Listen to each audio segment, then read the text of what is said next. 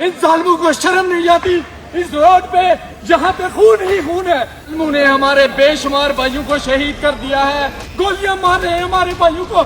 क्या तमाशा है ये? आप हमारे पैसों पे चलते हैं, ये गोलियां हमारे टैक्स के पैसे से खरीदते हमें मार रहे हो। इंटरनेशनल मीडिया, भाई सारी दुनिया, ह्यूमन राइट ऑर्गेनाइजेशन, कहाँ मर गए हैं आप सब लोग? एक तरफ भारत है जहां जेएनजी ने अपनी मांगों को लेकर प्रोटेस्ट किया और आखिर में अपनी मांगे मनवा भी ली। दूसरी तरफ है पाकिस्तान, जहां पाकिस्तानी कब्जे वाले जम्मू कश्मीर में जनता सड़कों पर है और सिक्योरिटी फोर्सेस की गोली खा रही है। पीओजेके के लोग अब पाकिस्तानी सरकार और आर्मी के खिलाफ आज़ादी के नारे लगा रहे हैं। तो क्या पीओजेके पाकिस्तान से अलग होने वाला है? सब समझेंगे आज की इस वीडियो में। नमस्ते, मेरा नाम है विनय सुल्तान और आपका स्वागत है सुल्तान की डायरी के ताज़ा एपिसोड में। आज है 27 जुलाई 2026। पीओजेके की असेंबली के चुनाव होने थे, लेकिन ज्वाइंट अवामी एक्शन कमेटी ने पहले ही इस इलेक्शन का बायकॉट की घोषणा कर रखी थी। क्या कुछ समझ में नहीं आ रहा है? तो वो ठीक से समझाता हूँ। पहली चीज़ तो कई जो हमारे दर्शक हैं वो ये कहेंगे, करे यार पाकिस्तान में कुछ भी हो रहा है उससे हमको क्या लेना देना, क्या करना है, हमको क्यों उसके बारे में जानना चाहिए। तो आप गृह मंत्री अमित शाह का ये बयान सुनिए। इसलिए एग्रेसिव हूं कि जम्मू एंड कश्मीर के पीएको को आप भारत का हिस्सा नहीं मानते हो क्या? एग्रेसिव ना हो, जान दे देंगे इसके लिए। क्या बात कर रहे हो आप? एग्रेसिव होने की क्या बात कर रहे हो? जान दे देंगे इसके लिए। तो मामला ये है कि पाकिस्तान ने हमारे जम्मू कश्मीर पे अवैध तरीके से कब्जा कर रखा है, लेकिन इसका मतलब ये नहीं कि वो पाकिस्तान का हिस्सा है। और इस तरीके से वहाँ पर रहने वाले लोग भी भारत के ही नागरिक हैं, जिनके ऊपर पाकिस्तानी आर्मी लगातार अत्याचार कर रही है, गोलियां दाग रही है, जान से उनको मार दे रही है। मैसेकर हो रहे हैं बाकायदा रावलाकोट में, मीरपुर में। आप देखेंगे कि पाकिस्तानी आर्मी लगातार सिविलियंस पे ऐसे AK-47 से फायर कर रही है। वहाँ की security forces, Pakistani rangers, police, ये स्थिति वहाँ पे बनी हुई है। और पाकिस्तानी कब्जे वाले जम्मू कश्मीर के लोगों को अब समझ में आ रहा है कि दरअसल इन लोगों ने हमको बेवकूफ़ बनाया, सिर्फ ये कह के कि हम आपको आज़ाद मानते हैं। और ऐसा कह के इन्होंने पिछले 75 साल में हमको बेवकूफ़ बनाया, और इससे बेहतर था कि हम पाकिस्तान के साथ में कभी रहते ही नहीं, पाकिस्तान से हमेशा अलग ही रहते और या भारत के साथ हम जा सकते थे। तो ये अभी फ़िलहाल पाकिस्तान की सिचुएशन है। तो इसलिए बार बार ये भी कहा जा रहा है कि क्या पाकिस्तान से जम्मू एंड कश्मीर जो पाकिस्तान के कब्जे में है, पीओजेके जिसको हम लोग बोलते हैं शॉर्ट में, वो क्या पाकिस्तान से अलग होने वाला है। तो इसी पर थोड़ा सा बात करते हैं। दरअसल सारी कहानी की शुरुआत होती है 2024 से। 2024 में होता यह है कि वहाँ पे कई जगहों पे जम्मू कश्मीर जो पाकिस्तानी कब्जे वाला, अब हो सकता है कई जगह पे मैं पाकिस्तानी कब्जे वाला ना बोल पाऊँ, ये जम्मू कश्मीर मेरे मुंह से निकले, तो हम क्योंकि पाकिस्तानी जम्मू कश्मीर के बारे में बात कर रहे हैं, पाकिस्तानी कब्जे वाले, तो वहाँ पे अगर मैं पीओजेके बोलना भूल जाऊँ या आदतन मैं जम्मू कश्मीर बोल दूँ, तो उसको वही समझिएगा कि मैं पीओजेके के बारे में बात कर रहा हूँ, हमारे जम्मू कश्मीर के बारे में बात नहीं कर रहा हूँ। ये क्लेरिफिकेशन जो है इस वीडियो के साथ में देना आपको ज़रूरी था। तो अब हुआ ये कि पीओजेके में 2024 में बार बार बिजली जा रही थी, बिजली के रेट्स बहुत ज़्यादा थे और इसको लेके, और आटा लगातार महंगा हो रहा था क्योंकि गंदुम जिसको वो लोग बोलते हैं, गेहूं को, वो महंगा हो गया था।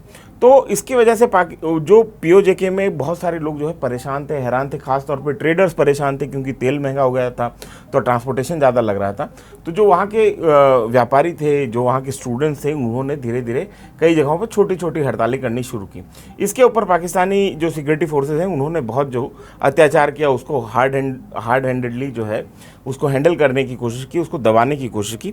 इसके बाद धीरे धीरे विद्रोह बढ़ता गया और एक बनी जम्मू कश्मीर ज्वाइंट अवामी एक्शन कमेटी, जिसको जैक भी कहा जाता है। तो ज्वाइंट अवामी एक्शन कमेटी ने पहली बार ऐसा किया कि कोऑर्डिनेटेड स्ट्राइक्स जो है शुरू की। और 2024 से लेकर अभी ये 2026 चल रहा है, पिछले 3 साल से पाकिस्तानी कब्जे वाले जम्मू कश्मीर में ऐसे हालात हैं कि लगभग आधा समय साल का जो है वो पाकिस्तानी आर्मी, सिक्योरिटी फोर्सेस के खिलाफ प्रदर्शन करने में बीत रहा है। और ये लगातार होता चला जा रहा है। वहाँ पे पाकिस्तानी आर्मी ने, पाकिस्तानी सरकार ने वहाँ पे जो ये ज्वाइंट अवामी एक्शन कमेटी, जो कि एक सिविल ऑर्गेनाइजेशन है, सिविल सोसाइटी ऑर्गेनाइजेशन है, जनता, कोई आर्म्ड ऑर्गेनाइजेशन नहीं है, कोई आतंकवादी ऑर्गेनाइजेशन नहीं है, कोई वो हथियारबंद जो है लड़ाई नहीं लड़ रहे हैं पाकिस्तानी आर्मी के साथ में, उनको, उस सिविलियन ऑर्गेनाइजेशन को इन लोगों ने आतंकवादी संगठन बता के बैन कर रखा है पीओजेके में। तो ये स्थिति है। तो वो ज्वाइंट अवामी एक्शन कमेटी ने क्या किया कि इस बार, अच्छा इसको थोड़ा और अच्छे से आपको समझाता हूँ, रुको।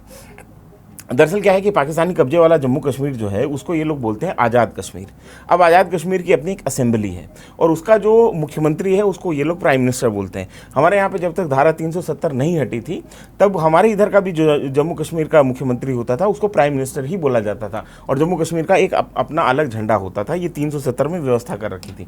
उनके यहाँ अभी भी वही चल रहा है। हमने जिस तरीके से 370 हटने के बाद में जम्मू कश्मीर का इंटीग्रेशन पूरी तरीके से भारत में हो गया है। भारत के पास में जो अभी जम्मू कश्मीर है या भारत का जो हिस्सा है जम्मू कश्मीर उसको हमने भारतीय संघ का हिस्सा बना लिया है 370 हटने के बाद में। लेकिन उधर ये अभी तक ये रवायत चल रही है जिसको ये लोग आज़ाद कश्मीर बोलते हैं। तो वहाँ पे असेंबली के चुनाव हैं। अब असेंबली वहाँ पे टोटल हैं वहाँ पे कुल मिला के 52 सीटें। 52 सीटों में से 45 जनरल सीटें हैं। 45 जनरल सीटों में आप ये समझिए कि 12 सीटें जो हैं वो रिजर्व्ड हैं। रिजर्व किस तरीके से हैं कि इनका ये कहना है कि जो 12 सीटें हैं या 12 नशिस्तें जो उर्दू में वो लोग बोलते हैं वो ऐसे लोगों के लिए है जो कि भारतीय कश्मीर से पाकिस्तानी कश्मीर जो है माइग्रेट करके आए थे, चाहे वो 1971 में आए थे चाहे 1947 में आए थे। उनके रिप्रेजेंटेशन के लिए वो 12 सीटें रखी गई हैं। अच्छा, ये 12 सीटें कहाँ कहाँ हैं? ये ज़्यादातर जो है पंजाब का जो इलाका है वहाँ है, कुछ खैबर पख्तूनख्वा में है, कुछ ऐसी जगहें हैं जहाँ पे कुछ कश्मीरी जाके बस गए हैं पाकिस्तान के कुछ अलग अलग इलाकों में। तो वहाँ पे 12 सीटें जो हैं ये मुकर्रर की हुई हैं, वहाँ पे घोषित की हुई हैं और वहाँ पे जाके लोग जो है चुनाव लड़ते हैं। और वहाँ से होता ये है कि इन 12 सीटों के जरिए, क्योंकि आर्मी का जिस तरीके से पाकिस्तान पे कंट्रोल है तो पाकिस्तानी आर्मी के ही ट्राउट जो हैं, पाकिस्तानी आर्मी के समर्थक, पाकिस्तानी आर्मी की कठपुतलियाँ इन 12 सीटों से चुन के आती हैं। और 8 सीटें जो हैं वो इस तरीके से रिजर्व हैं कि जिस पार्टी को जितनी सीटें मिलेंगी उसके हिसाब से 5 वुमेन सीटें हैं तो उसका एप्रोप्रिएट रिप्रेजेंटेशन उनको वुमेन सीट में भी मिल जाएगा। कि मान लीजिए कि 45 सीटों में से 20 सीटें किसी के पास में आती तो उस हिसाब से उसको वुमेन की जो 5 सीटें हैं उस हिसाब से उसको रिप्रेजेंटेशन मिल जाएगा। इसके अलावा 1 सीट वहाँ पे उलेमा के लिए फिक्स है, रिजर्व है वो, और 1 सीट वहाँ पे टेक्नोक्रेट के लिए, एक जो ऐसे कश्मीरी जो कि बाहर रह रहे हैं, क्योंकि पाकिस्तानी कश्मीर में एक इलाका पड़ता है मीरपुर और वहाँ पे वो मंगला डैम बना हुआ, तो मीरपुरी कश्मीरी जो है वो बहुत रहते हैं लंदन वगैरह में। तो वैसे कोई कश्मीरी के जो कि कश्मीर में नहीं रह रहा है, कश्मीर से बाहर रह रहा है, तो वो जो है चुन के 1 सीट उसके लिए। तो इस तरीके से इनका खाका जो है असेंबली का बनता है। अब जम्मू कश्मीर जो आवामी एक्शन कमेटी है, जॉइंट आवामी एक्शन कमेटी, उसका ये कहना है कि ये जो 12 सीटें हैं जो कि ऐसे कश्मीरियों के लिए हैं जो मुहाजिर जिसको बोला जाता है उर्दू में, रिफ्यूजी कश्मीरीज के लिए हैं, उन 12 सीटों के जरिए पाकिस्तानी आर्मी इंश्योर करती है कि उसकी मर्जी के बिना कोई सरकार जम्मू कश्मीर में ना बने, पीओजेके में ना बने। और इसके चलते एक तरीके से उनको प्रॉपर रिप्रेजेंटेशन नहीं है, उनको अपनी बात कहने का, अपना राजनीतिक रिप्रेजेंटेशन करने का उनके पास में कोई हक नहीं है। तो इसको लेके 7 जून को एक प्रोटेस्ट शुरू होता है जम्मू कश्मीर में। और 7 जून को जब ये प्रोटेस्ट शुरू होने वाला होता है उससे पहले, तुरंत पहले जम्मू कश्मीर की जो जॉइंट आवामी एक्शन कमेटी है पीओजेके की, उसको आतंकवादी संगठन घोषित करके बैन कर दिया जाता है, उसके तमाम लीडर्स को उठा लिया जाता है। तो अब 7 जून को ये प्रोटेस्ट शुरू होता है और 7 जून को प्रोटेस्ट शुरू होने के साथ ही ठीक उसी दिन क्या होता है कि पाकिस्तान जो पीओजेके का सुप्रीम कोर्ट है, हाँ उनके यहाँ ऐसे ही होता है, हाई कोर्ट नहीं होता है, मतलब कश्मीर के मामले में पीओजेके के मामले उनका एक सुप्रीम कोर्ट भी है। तो सुप्रीम कोर्ट एक रूलिंग देता है, वो ये कहता है कि जो ये 12 कॉन्स्टिट्यूंसियाँ, जो ये 12 सीटें हैं जो कि मुहाजिर कश्मीरियों के लिए है, रिफ्यूजी कश्मीरियों के लिए है, ये कॉन्स्टिट्यूशनली प्रोटेक्टेड है। मतलब वो कहते हैं कि अब इनको जो है इसमें बदलाव नहीं कर सकते हैं। तो इसके बाद में जॉइंट आवामी एक्शन कमेटी कहती है कि इस तरीके से तो हमको हमारा कभी भी प्रॉपर पॉलिटिकल रिप्रेजेंटेशन मिलेगा ही नहीं। ये आर्मी जो है इन 12 सीटों के जरिए हमेशा हमारे ऊपर राज करती रहेगी, अपने टट्टू हमारे ऊपर ला के बैठाती रहेगी और जम्मू कश्मीर के जो मसले हैं वो कभी हल नहीं होंगे, पीओजेके के जो मसले हैं वो कभी हल नहीं होंगे। तो इस बात को लेकर 7 जून को प्रोटेस्ट शुरू होता है, ठीक उसी दिन जिस दिन वहां के सुप्रीम कोर्ट की रूलिंग आती है। और ये प्रोटेस्ट शुरू होते हैं और 8 तारीख को जम्मू कश्मीर में एक जगह पड़ती है रावला कोट, और वहाँ पे सबसे भयंकर प्रोटेस्ट हो रहा होता है। और यहाँ पे पाकिस्तानी आर्मी बाकायदा गोली चलाती है अपने सिविलियंस के ऊपर, असॉल्ट राइफल से गोली चलाती है और उसमें तकरीबन 40 लोग अब तक जो है इस प्रोटेस्ट में मारे गए हैं, जून 2026 से लेके अब तक जुलाई 2026 तक, पिछले 2 महीने का लगभग टाइम होने को आया है। और 40 लोग पाकिस्तान की सिक्योरिटी फोर्सेस की गोली के मारे गए हैं। जम्मू कश्मीरी जो वहाँ कश्मीरी लोकल्स हैं वो ये अपना राजनीतिक हक मांगने के लिए, अपना राइट टू रिप्रेजेंटेशन मांगने के लिए कि हम जो जो है एक डेमोक्रेटिक सेटअप में अगर हैं तो हम अपने आप को रिप्रेजेंट कर पाएँ। सिर्फ ये मांग जम्मू कश्मीर की जो अवामी एक्शन कमेटी है उसके द्वारा की जा रही है। तो ये स्थिति फिलहाल जो है जम्मू कश्मीर की बनी हुई है। और आज जो है 27 जुलाई को वहाँ पे होने थे चुनाव जम्मू कश्मीर में पीओजेके में। और पीओजेके में जो चुनाव होने थे उसकी स्थिति ये है कि क्योंकि जॉइंट अवामी एक्शन कमेटी ने उस पीओजेके के चुनाव को पूरी तरीके से बायकॉट कर रखा था। आप देखेंगे वहाँ जगह जगह पे जो है बच्चे तक वहाँ पे नारेबाजी कर रहे हैं। जो हम जेनजी प्रोटेस्ट की बात इंडिया में कर रहे हैं वहाँ पे ये स्थिति है। जेन अल्फा भी जो है प्रोटेस्ट में उतरी हुई है और वहाँ पे जगह जगह नारेबाजी हो रही है पाकिस्तानी आर्मी के खिलाफ, पाकिस्तानी गवर्नमेंट के खिलाफ। क्योंकि पाकिस्तानी आर्मी ही दरअसल पाकिस्तान में गवर्नमेंट है। जो वहाँ पे प्रधानमंत्री वो एक तरीके से आर्मी के ट्राउट के तौर पर काम करता है। असल पावर जो है वहाँ के आर्मी चीफ के पास में होती है। आज से नहीं है, पिछले 40 साल से यही स्थिति है। तो आज जो है 27 तारीख को एक तरफ से जॉइंट अवामी एक्शन कमेटी की तरफ से ग्रैंड लॉन्ग मार्च की घोषणा की गई थी। ये ग्रैंड लॉन्ग मार्च जो है वो रावला कोट से मुजफ्फराबाद जाना था, जो कि पीओजेके की राजधानी है, कैपिटल है वहाँ।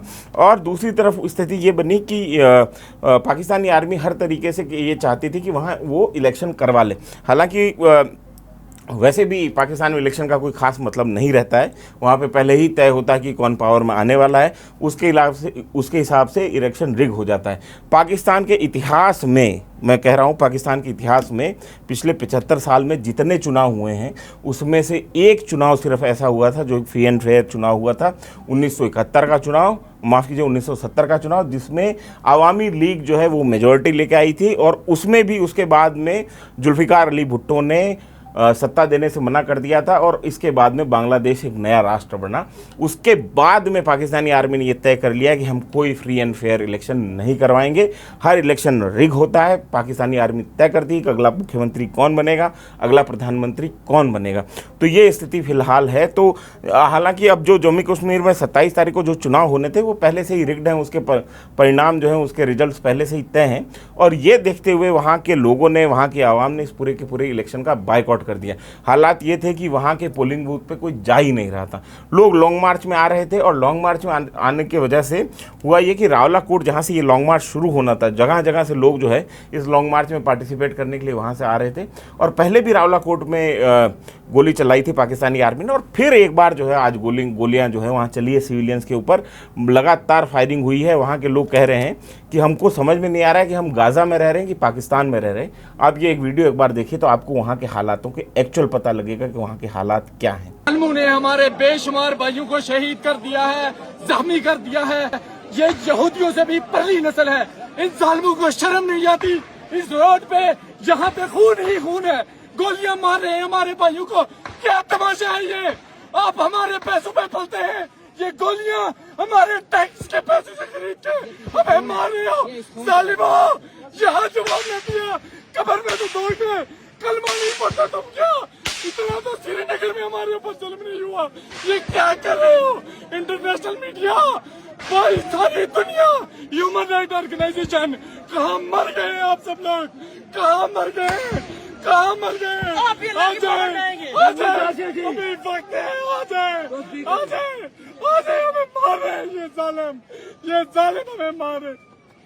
और पाकिस्तान मतलब पीओजेके में असल में हालात क्या हैं इसको आप ऐसे समझिए कि कल रात से ही वहाँ पे मतलब 26 तारीख की रात से, क्योंकि 27 को वहाँ पे लॉन्ग मार्च होना था। 26 तारीख को जो तमाम मस्जिदें थी उन्होंने ऐलान कर दिया कि आप जो है चुनाव में मत पार्टिसिपेट करिए, आप जाइए इस लॉन्ग मार्च में, ये हमारे हक और हकूक़ की लड़ाई है, इसमें आप पार्टिसिपेट करिए।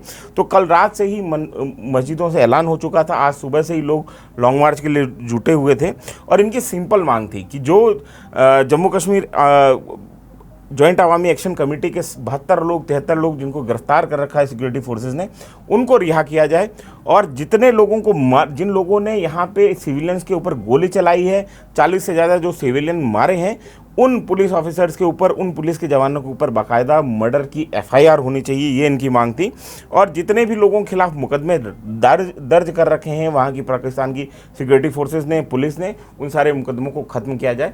तो और ये 12 सीटें जो हैं, जो रिजर्व सीटें हैं एक तरीके से मुहाजिरों के लिए, रेफ्यूजीज़ के लिए कश्मीरी, इनको ख़त्म किया जाए। जो कश्मीर में रह रहा है वो अपनी सीटें, वो अपनी सरकार खुद चुने। ऐसा ना हो कि जो रिफ्यूजी बाहर रह रहे हैं, कोई इस्लामाबाद रह रहा है, कोई रावलपिंडी रह रहा है, कोई लाहौर रह रहा है, वो वो सीटें ना चूज़ करें कि वहाँ पे जम्मू कश्मीर में किसकी सरकार चलेगी।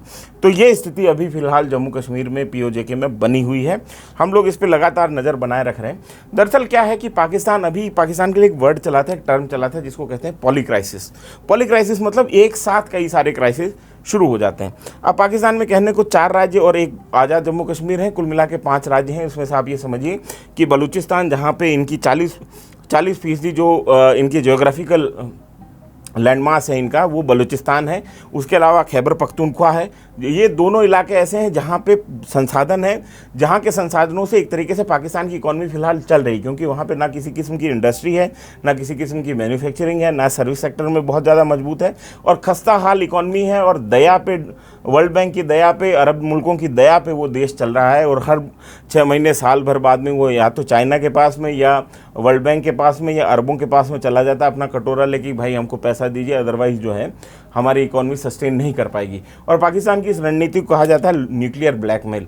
वो सीधा सीधा ये कहते हैं वेस्ट को कि अगर हम कोलैप्स कर गए, अगर हमारी इकॉनमी कोलैप्स कर गई, तो ये जो न्यूक्लियर वेपन हमने बना रखे हैं, जो अब्दुल कादिर खान कहीं से चोरी से लेकर आया था, ये न्यूक्लियर वेपन अगर आतंकवादियों के हाथ में लग गए तो फिर वेस्ट का क्या होगा। तो ये न्यूक्लियर ब्लैकमेल करके वो लगातार अमेरिका से इतने साल पैसे लेता रहा है। चाइना को उसने अलग गोली दे रखी है कि हम जो है सीपैक बना देंगे, और आपका जो डायरेक्ट जो है मलक्का स्ट्रेट में जो आपका चौक पॉइंट है वो आपका नहीं रहेगा, और आप डायरेक्टली एक्सेस कर पाओगे अरब सागर को।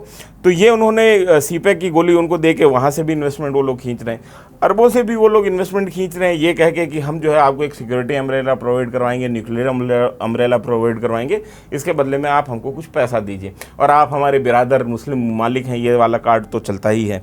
तो ये स्थिति अभी पाकिस्तान की है।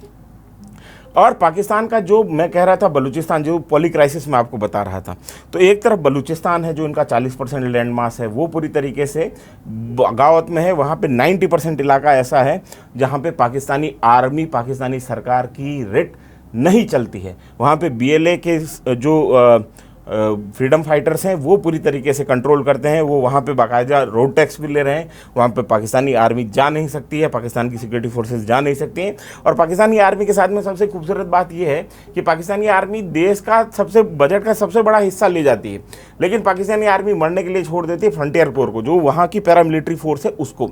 तो ये स्थिति वहाँ पर है सबसे ज़्यादा। वहाँ पे इस पूरे क्लैश में, चाहे वो खैबर पख्तूनख्वा में हो, चाहे बलूचिस्तान में हो, वहाँ पे फ्रंटियर कोर के जो पैरामिलिट्री फोर्सेस के जो जवान हैं वो मारे गए हैं। पाकिस्तानी आर्मी जो है वो उस पूरे के पूरे मामले को दूर से देखती रहती है। वो अपने जो साथी, जो ब्रदर इन आर्म्स हैं, उनको मरते हुए देखती रहती है। ये स्थिति है। कई जगहों पे BLA जब हमला करती है या TTP जब हमला करती है तो पाकिस्तानी आर्मी अपनी कुमक तक नहीं भेजती, अपना रीइंफोर्समेंट तक नहीं भेजती अपने ही साथियों को बचाने के लिए।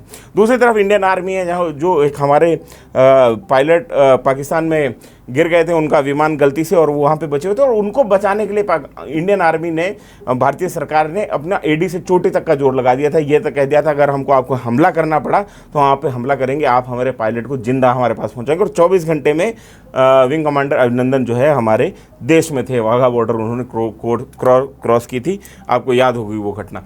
लेकिन पाकिस्तानी आर्मी के साथ में ये है कि वो सारा का सारा एक तरीके से ठगों का, एक तरीके से वसूलीबाजों का एक ऑर्गेनाइजेशन जिसको पाकिस्तानी आर्मी कहा जाता है। और वो पाकिस्तानी आर्मी इसी तरीके से करती है कि हर कॉन्ट्रैक्ट में उनको हिस्सा चाहिए, हर कंस्ट्रक्शन साइट में वो पैसा मांगते हैं। अपनी खुद की कंस्ट्रक्शन कंपनीज उन्होंने चला रखी है, पेट्रोल पंप उन्होंने चला रखे हैं, डायपर वो बनाते हैं। तो वो लड़ाई के अलावा सब कुछ करते हैं। वो प्रॉक्सी वॉर करने के लिए इंडिया के साथ में वो बहुत उतावले हैं कि वो इतने सालों से जो है जम्मू कश्मीर में लगातार प्रॉक्सी वॉर को फंड करते आए हैं, उनको हथियार देते आए हैं। यहाँ से पाकिस्तान से आतंकवादी जो है भारत में एक्सपोर्ट करना उनको बहुत अच्छे से आता है, लेकिन अपना घर उनसे नहीं संभल रहा है, उनसे नहीं संवर रहा है। तो बलूचिस्तान 1, खैबर पख्तूनख्वा 2 और कश्मीर 3। अब बचा क्या? सिंध और पंजाब। और सिंध में भी लगातार जो है बगावत की बातें उठ रही हैं। हालांकि सिंध की जो पॉलिटिकल लीडरशिप है, जो जरदारी परिवार है, भुट्टो परिवार है, वो कॉम्प्रोमाइज़ हो रखा है अभी फ़िलहाल पाकिस्तानी आर्मी के साथ में। और उनका एक हिस्ट्री रही है कि वो पाकिस्तानी आर्मी के साथ में कॉम्प्रोमाइज़ कर लेते हैं। लेकिन बाकी के 3 सूबे जो बड़े सूबे हैं वो पूरी तरीके से पाकिस्तानी आर्मी और पाकिस्तानी सरकार के खिलाफ बगावत पे उतरे हुए हैं और पाकिस्तानी आर्मी की रिट आप समझिए कि 5 में से 3 स्टेट में नहीं चल रही है लगभग। खैबर पख्तूनख्वा में तो खैर टीटीपी वालों ने इनकी हालत ही खस्ता कर रखी है, वहाँ पर तो इनके घुसने की स्थिति नहीं है। जो सबसे ज़्यादा टक्कर इनको मिल रही है वो बलूचिस्तान और खैबर पख्तूनख्वा मिल रही है और धीरे धीरे जो है कश्मीर भी उसी रास्ते पे हमको बढ़ता हुआ दिखाई दे रहा है, जो पीओजेके है उसी रास्ते में बढ़ता हुआ दिखाई दे रहा है। तो इनके इतने कॉन्ट्राडिक्शन है और पीओजेके की जनता जिसको अभी तक इन लोगों ने एक तरीके से कैनन फॉडर बना के रखा, हिजबुल मुजाहिदीन और ये वो फलान ढिमकान जितने भी आतंकवादी संगठन थे उसके लिए जो फ्रंट लाइन पे जो ये लोग आतंकवादी भेजते थे जिसकी उम्र बमुश्किल 2 से 3 महीने होती थी। भारत के इलाके में अगर एक बार वो घुस गया तो किसी भी आतंकवादी की उम्र 3 महीने से 6 महीने से ज़्यादा वो नहीं जीता है। हमारी सिक्योरिटी फोर्सेज इतनी एफिशिएंट है, वो चाहे कितना भी छुप ले उसकी 6 महीने की मियाद है, 6 महीने में उसको हंट डाउन कर देती है इंडियन आर्मी, जो राष्ट्रीय राइफल्स है और तो हमारी पैरा एसएफ है वो। तो ऐसी स्थिति में ये होता है कि 6 महीने के लिए जो लड़के आते हैं 19-19 साल के 20-20 साल के जिनकी ढंग से दाढ़ी मूछ भी नहीं उगी होती है, उनका ब्रेन वॉश करके उनकी जहनसाजी करके उनको हथियार पकड़ा के बोल दिया जाता है कि तुम आज़ादी की लड़ाई लड़ने जा रहे हो, तुम जिहाद करने जा रहे हो, तुम फलाना करने जा रहे हो। ऐसे कितने ही इंसिडेंट हैं जहाँ पे आतंकवादी पाकिस्तान से भारत में आया है और जब भारत में आया और उसने अजान सुनी है तो वो सरप्राइज़ हुआ है कि अरे यार यहाँ तो अजान हो रही है। तो उसका पूछा गया कि अजान हो रही तो इसमें सरप्राइज़ होने की क्या बात है। तो वो बोलता है कि हमको ट्रेनिंग में ये बताया जाता था कि भारत में जो है भारत में जो जम्मू कश्मीर है जिसको भारत में कब्जा जमा रखा है, उनको समझाया जाता था। तो वहाँ पे नमाज तक नहीं पढ़ने देते मुसलमानों को, उनको ईद नहीं मनाने देते हैं, उनको कुछ भी नहीं करने देते हैं, ये उनको समझा के ब्रेन वॉश करके यहाँ भेजा जाता था। तो ये कई सारे मतलब जो जिनको सिक्योरिटी फोर्सेस ने, पुलिस ने जिन आतंकवादियों को पकड़ा है उन्होंने ये बयान दिए हैं, इस बात की गवाही दी है कि उनकी इस तरीके से जहनसाजी की जाती थी। बहरहाल तो कश्मीर में जो ये लड़के भेजे जा रहे हैं ये सबसे ज़्यादा पीओजेके से भर्ती किए जाते थे। उनको कहा जाता था कि आप अपनी ज़मीन को जो है भारतीय ऑक्यूपेशन से आज़ाद करवाने के लिए उधर जाइए, और वो आते थे यहाँ पे 19-19 20-20 साल के लड़के। और 20 साल के बच्चे का क्या ही दिमाग होता है साहब, वो ये इस गुणा गणित में समझ ही नहीं पाता। और जिस तरीके से ये धर्म के नाम पर बरगला के उसको भेजते थे, उसको ये लगता था कि वो बहुत नोबल काम करने जा रहा है और वो 5-6 महीने में यहाँ पे भारतीय सिक्योरिटी फोर्सेस द्वारा मार गिराया जाता था। तो ऐसी एक पूरी नस्ल जो है इन लोगों ने प्रॉक्सी वॉर के चक्कर में पाकिस्तानी आर्मी ने पीओजेके की ख़त्म कर दी। अब पीओजेके के लोग कह रहे हैं कि ना तो हम ये आपके भुलावे में आएंगे कि हमको जिहाद करने जाना है, ना हम आपके इस भुलावे में आएंगे कि आप ये 12 सीटें जो हैं वो मुहाजिरों के लिए रिजर्व रखें और हमारे ऊपर इस तरीके से राज करें बैकडोर से, तो ये भी हम इस भुलावे में आने वाले नहीं हैं। तो पूरी तरीके से पीओजेके की जनता जो है वो पाकिस्तानी आर्मी के खिलाफ खड़ी है फिलहाल। और हम लोग यहाँ पे, क्योंकि आप ये देखिए वो हमारा हिस्सा है, वो भारत का हिस्सा है, मैं बार बार आपको ये समझाने की कोशिश कर रहा हूँ, वो पीओजेके जिसके ऊपर पाकिस्तान कब्जा करके बैठा है वो लीगली भारत का हिस्सा है। एक्सेशन हमारे साथ हुआ था, उस पर गलत तरीके से पाकिस्तान ने आके कब्जा किया और वहाँ पे रहने वाले लोग भी हमारे लोग हैं और उनके ऊपर कोई अत्याचार, कोई तशद्दुद होता है तो वो हमको कंसर्न करना चाहिए एज ए भारतीय, और कर रहा है। और ये आपको समझना होगा, भारत ने United nation human rights council में भी इसकी बात रखी है। भारत अपने तरीके से डिप्लोमेटिक जो प्रयास हो सकते हैं कर रहा है, लेकिन फिलहाल हमको ज़रूरत इस बात की है कि हम पाकिस्तान के ऑक्यूपेशन वाले जम्मू कश्मीर के जो लोग हैं उनके साथ अपनी सहानुभूति रखें, सहानुभूति जताएं, क्योंकि वो एक बहुत अनइवन लड़ाई लड़ रहे हैं। वो पाकिस्तानी आर्मी जो कि दुनिया की सबसे ब्रूटल आर्मी है उसके खिलाफ लड़ाई लड़ रहे हैं।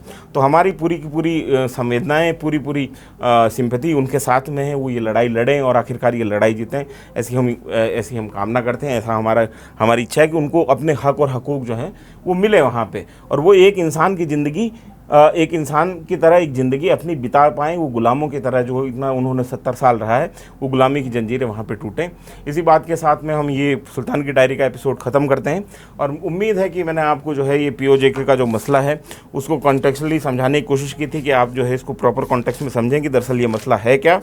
तो उम्मीद है कि आपको ये एपिसोड पसंद आया होगा। इसमें हम और क्या शुरुआत कर सकते हैं। हाँ, और पसीने को लेकर कमेंट मत करना। दरअसल हुआ क्या है कि अभी बच रहे हैं 10:30 और जहाँ पे जो हमारा ऑफिस है यहाँ पे 10 बजे के बाद में थोड़ा सा एसी जो है वो डाउन कर दिया जाता है, तो इसकी वजह से जो थोड़ी सी गर्मी लग रही है, कुछ मेरे को गर्मी ज़्यादा लगती भी, इसकी वजह से पसीना ज़्यादा हो रहा है। तो इसके ऊपर कमेंट ना करें। उसके अलावा जो भी आपके सजेशन हो कि आप ऐसे बेहतर कर सकते हैं या इस पूरे एपिसोड को इस तरीके से और बढ़िया बता सकते हैं, क्या हम इसमें और ऐड कर सकते हैं, क्या ऐसी चीज़ें जो आपको नहीं समझ में आई, जो मैं नहीं क्लियर कर पाया, तो ये थोड़ा सा लिख के बताएं। क्योंकि हमने ये शो इसी तरीके से प्लान किया था कि हम आपको कोई भी चीज़ जो है वो तफसील से समझा पाएँ, खासतौर पे पाकिस्तान को लेकर, इंटरनेशनल रिलेशन को लेकर। साउथ एशिया मेरा ज़्यादा फोकस रहता है कि साउथ एशिया में क्या हो रहा है, इसके अलावा इंटरनेशनल अफेयर्स में भी क्या हो रहा है, कॉन्फ्लिक्ट कहीं पे अगर चल रहा है, ईरान इराक, ईरान इसराइल का जिस तरीके से कॉन्फ्लिक्ट अभी चल रहा था, न्यूज़ के दर्शक जानते हैं, हम लगातार उसकी भी रिपोर्टिंग कर रहे थे। और तमाम इस तरीके के जो मुद्दे होते हैं, इस तरीके के जो इवेंट होते हैं, उसको हम आपको थोड़ा सा समझा पाएँ लार्जर पर्सपेक्टिव में, ताकि आप सिर्फ जो न्यूज़ सुनते हैं वो सिर्फ न्यूज़ ना सुने, थोड़ा न्यूज़, थोड़ा एनालिसिस, तो आपको एक बड़े फलक पे चीज़ें समझ में आए। तो ये हमारी कोशिश रहती है सुल्तान की डायरी में। आपको हमारी ये कोशिश कैसी लगी हमें ज़रूर बताएं कमेंट बॉक्स में लिख के। मेरा नाम है विनय सुल्तान, कैमरे के पीछे अनुराग। आपका ये वीडियो देखने के लिए शुक्रिया।